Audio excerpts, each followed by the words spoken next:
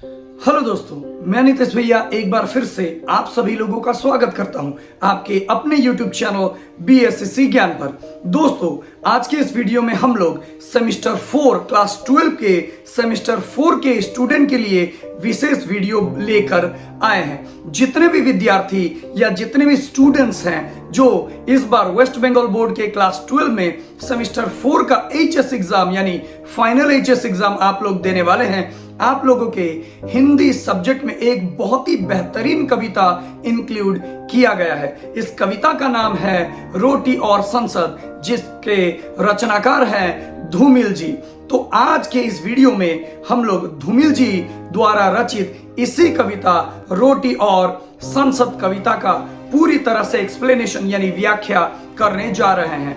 Trust me, अगर आप इस वीडियो को पूरा देख लेते हैं तो आपको इस कविता से रिलेटेड कोई भी प्रश्न का उत्तर देने में कोई भी परेशानी नहीं होगी।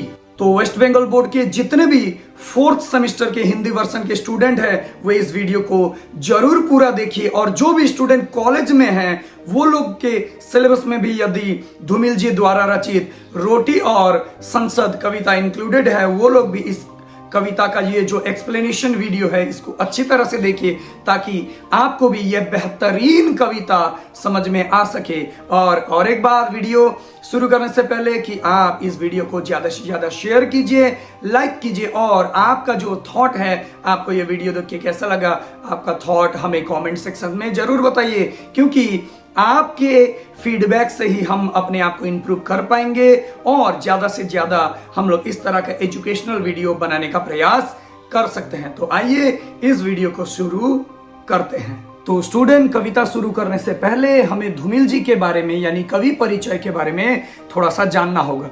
धूमिल जी का जन्म 9 नवंबर 1936 के वाराणसी के खेवली ग्राम में एक सामान्य किसान परिवार में इनका जन्म हुआ था। आपको याद रखना चाहिए कि धूमिल जी का पूरा नाम था सुदामा पांडेय।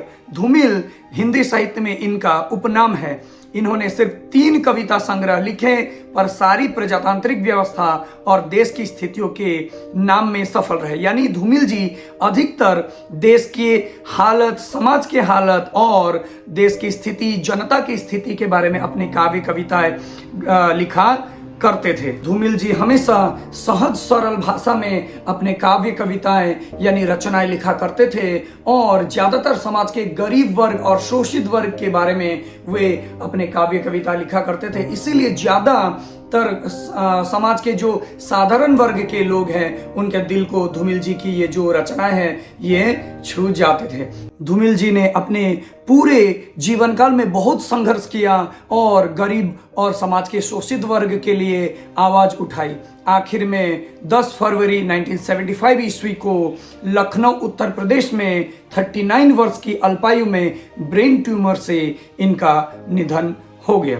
तो आइए अब हम पढ़ते हैं धूमिल जी द्वारा रचित एक विख्यात कविता रोटी और संसद। देखिए, यहाँ लिखा है, एक आदमी रोटी बेलता है, एक आदमी रोटी खाता है, एक तीसरा आदमी भी है जो ना रोटी बेलता है ना रोटी खाता है, वो सिर्फ रोटी से खेलता है। मैं पूछता हूं यह तीसरा आदमी कौन है? मेरे देश की संसद मौन है। कवि इस कविता में भारत की दुर्दशा यानी भारत के राजनीतिक हालत को बताते हैं। वे कहते हैं एक आदमी रोटी बेलता है, यानी यहाँ पर एक आदमी रोटी बेलता है का अर्थ है वो आदमी जो रोटी यानी अनाज उगाता है। यानी कवि यहाँ पर गरीब किसान की बात कर रहे हैं जो कड़ी मेहनत कर यानी जी तोड़ मेहनत कर हमारे लिए, हमारे पेट भरने के लिए अनाज उगाता है। यहाँ पर एक आदमी रोटी बेलता है का अर्थ क्या है?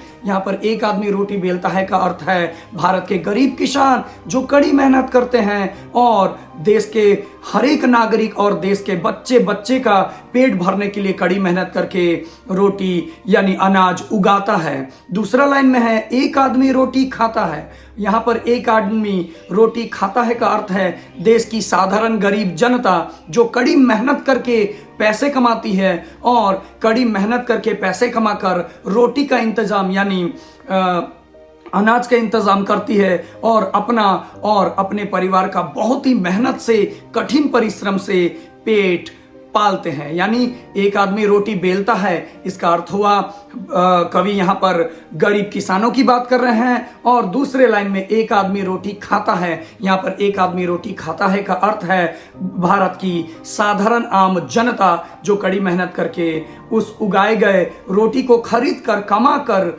अपने जी तोड़ मेहनत से कमा कर उस पैसे से उस रोटी को खाता है। उसके बाद कवि यहाँ कहते हैं एक तीसरा आदमी भी है, तो यहाँ पर एक तीसरे आदमी की भी बात की जा रही है। यहाँ पर कवि ने लिखा है एक तीसरा आदमी भी है जो ना रोटी बेलता है ना रोटी खाता है। तो यहाँ कवि तीसरे आदमी की भी बात कर रहे हैं जो ना रोटी बेलता है, यानी जो ना अनाज उगाता है, वो किसान नहीं है।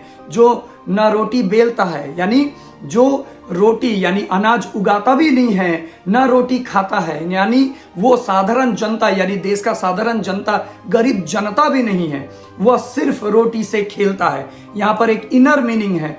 वो तीसरा आदमी क्या करता है, ना रोटी बेलता है और ना ही रोटी खाता है, यानी वो ना किसान है ना ही गरीब मजदूर या फिर साधारण जनता। वह सिर्फ क्या करता है, वह सिर्फ रोटी से खेलता है। यहाँ पर रोटी से खेलता है का एक गंभीर यानी एक गहरा अर्थ छुपा हुआ है।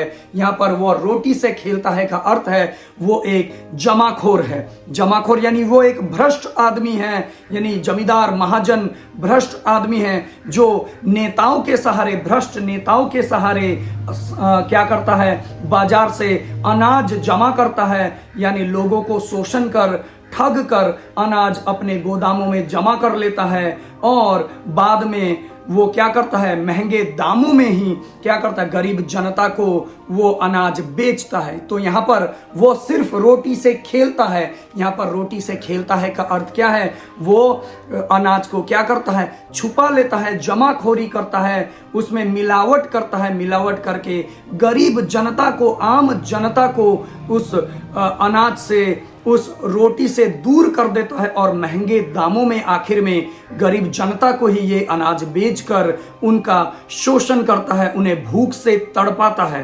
तो यहाँ पर जो ना रोटी बेलता है ना रोटी खाता है, वो सिर्फ रोटी से खेलता है। तो ये लोग कौन हैं, ये जमाखोर और मिलावटखोर जमींदार और महाजन के बारे में बात कर रहे हैं। इसके बाद धूमिल जी यानी कवि कहते हैं कि मैं पूछता हूं, कवि जब ये देखते हैं कि बाजार में अनाज नहीं है और जो अनाज मिल रहा है वो बहुत ही महंगे दाम में मिल रहा है, भारत जैसे कृषि प्रधान देश में भी अनाज की इतनी कमी कैसे हो गई है, वे कवि इस बात को पूछते हैं। यह तीसरा आदमी कौन है, तो धूमिल यानी कवि इस तीसरे आदमी के बारे में नेताओं से, उन भ्रष्ट नेताओं से पूछते हैं कि ये जो बिचौले, ये जो दलाल, जो आदमी हैं, जो रोटी उगाने वाले किसान और रोटी खाने वाले आम जनता के बीच में जो अनाज के साथ खिलवाड़ कर रहा है, जो अनाज छुपा रहा है, जिसके कारण से ही आम जनता भूखे मरने के लिए मजबूर है, तो कवि उन भ्रष्ट नेताओं से पूछते हैं कि यह तीसरा आदमी कौन है, मेरे देश की संसद मौन है। उसके बाद कवि जवाब देते हैं कि जब वे पूछते हैं नेताओं से, भ्रष्ट नेताओं से कि ये तीसरा आदमी कौन है जो इस तरह से मिलावटखोरी और जमाखोरी कर रहा है, तो मेरे देश का संसद यानी देश के सभी भ्रष्ट नेता जो संसद में बैठे हुए हैं उनके पास कोई जवाब नहीं है। वे सब चुप हो चुके हैं और सिर्फ लोगों को भूख से मरते सिर्फ तमाशा देख रहे हैं, क्योंकि ये जो भ्रष्ट नेताएं हैं इनके शय में, इनके द्वारा बनाए गए कानून के कारण ही ये जमाखोर जमींदार और महाजन गरीबों का शोषण कर रहे हैं। इसीलिए संसद के उन नेताओं के पास भी इसका कोई जवाब नहीं है। इसीलिए संसद के ये सभी भ्रष्ट नेता क्या है, मौन है। बड़ी ही आसान भाषा में आपको ये समझा दिया। आप इस एक्सप्लेनेशन को दिल से पढ़िए, दिल से समझने की कोशिश कीजिए, तो आपको भी इस कविता में एक छुपा हुआ दर्द, गुस्सा और भारत की स्थिति यानी हालत और गरीबों की विशेषकर हालत के बारे में आपको समझ में आएगा। तो दोस्तों, मैंने बड़ी ही आसान भाषा में आपको धूमिल जी द्वारा रचित रोटी और संसद कविता का व्याख्या किया है। हाँ, इस कविता में ऐसे कुछ बातें कही गई है जिससे हम लोग भावनाओं में बह जाते हैं और लगता है कि हमारा देश की हालत इतना बुरा कैसे है, इन भ्रष्ट नेताओं के कारण हमारे देश की जनता को कितना भुगतना, कितना भूख से बिलखना पड़ता है। इसी बात का जो आवाज है कवि ने इस कविता में यहाँ पर उठाया है। तो आपको यह कविता पढ़ के कैसा लगा, सुन के कैसा लगा, हमें कमेंट सेक्शन में जरूर बताइए और इस वीडियो को लाइक और शेयर करना ना भूले। तो मिलते हैं किसी और एक नए वीडियो में, तब तक के लिए देखते रहिए, पढ़ते रहिए। धन्यवाद।